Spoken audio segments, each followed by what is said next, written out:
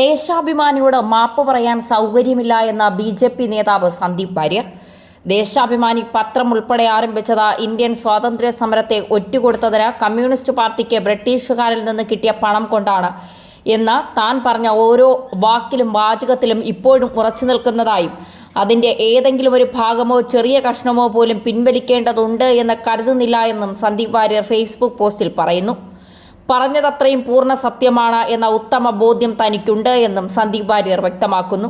അത് തെളിയിക്കുവാനുള്ള ചരിത്രരേഖകൾ തൻ്റെ പക്കലുമുണ്ട്. അതുകൊണ്ട് ഒട്ടും വച്ച് വൈകിപ്പിക്കാതെ ഉടനടി കേസ് കൊടുക്കാൻ ദേശാഭിമാനി മാനേജ്മെന്റിനെ വെല്ലുവിളിച്ചിരിക്കുകയാണ് സന്ദീപ് വാര്യർ.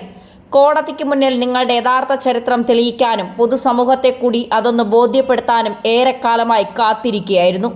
നോട്ടീസിൽ നിങ്ങൾ പ്രസ്താവിച്ച ദേശാഭിമാനിയുടെ വ്യാജ ചരിത്രത്തെയും അത് സ്ഥാപിച്ച EMS ഉൾപ്പെടെയുള്ള നേതാക്കളുടെ യഥാർത്ഥ ജീവിതത്തെയും പറ്റി കൃത്യമായ വസ്തുതകൾ സമാഹരിച്ചിട്ടുണ്ട്. അതൊക്കെ പൊതു ചർച്ചയാക്കാൻ അവസരം നിങ്ങളായി തന്നെ ഒരുക്കി തരുന്നതിൽ സത്യസന്ധമായി പറഞ്ഞാൽ ഏറെ സന്തുഷ്ടനാണ് ഞാൻ.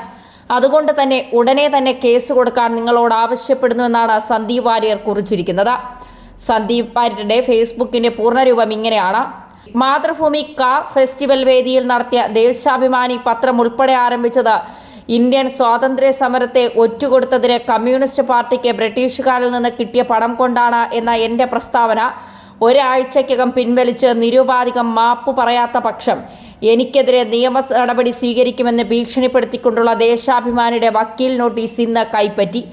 ദേശാഭിമാനി ജനറൽ മാനേജർ KJ തോമസിന് വേണ്ടി ഹൈക്കോടതിയിലെ അഭിഭാഷകൻ എന്ന് സ്വയം പരിചയപ്പെടുത്തിയ അഡ്വക്കേറ്റ് M രാജഗോപാലൻ നായർ അയച്ചിട്ടുള്ള പ്രസ്തുത ലീഗൽ നോട്ടീസ് എൻ്റെ അഭിഭാഷകനായ അഡ്വക്കേറ്റ് ശങ്കു T ദാസ് മുഖാന്തരം ഉടനെ തന്നെ നിയമപരമായ മറുപടി അയക്കുന്നതാണ്.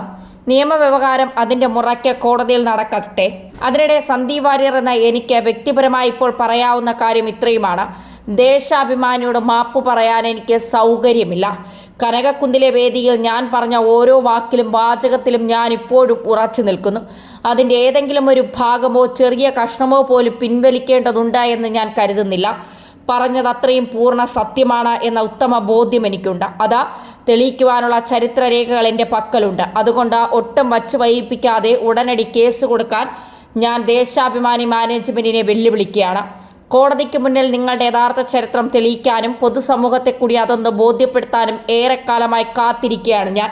നോട്ടീസിൽ നിങ്ങൾ പ്രസ്താവിച്ച ദേശാഭിമാനിയുടെ വ്യാജ ചരിത്രത്തെയും അത് സ്ഥാപിച്ച EMS ഉൾപ്പെടെയുള്ള നേതാക്കളുടെ യഥാർത്ഥ ജീവിതത്തെയും പറ്റി കൃത്യമായ വസ്തുതകൾ ഞാൻ സമാഹരിച്ചിട്ടുണ്ട്.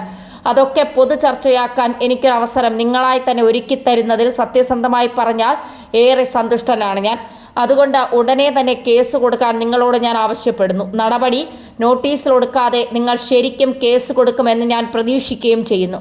അതിനിടെ ഒരു മധ്യസ്ഥനും ഒത്തുതീർപ്പിനും ഞാൻ ഒരുക്കമല്ലെന്ന് ഇപ്പോഴേ നിങ്ങളെ അറിയിക്കുന്നു. സത്യം പറഞ്ഞതിൻ്റെ പേരിൽ ഞാൻ മാപ്പ് പറയുക പോയിട്ട് ഖേദം പ്രകടിപ്പിക്കുക പോലുമില്ല.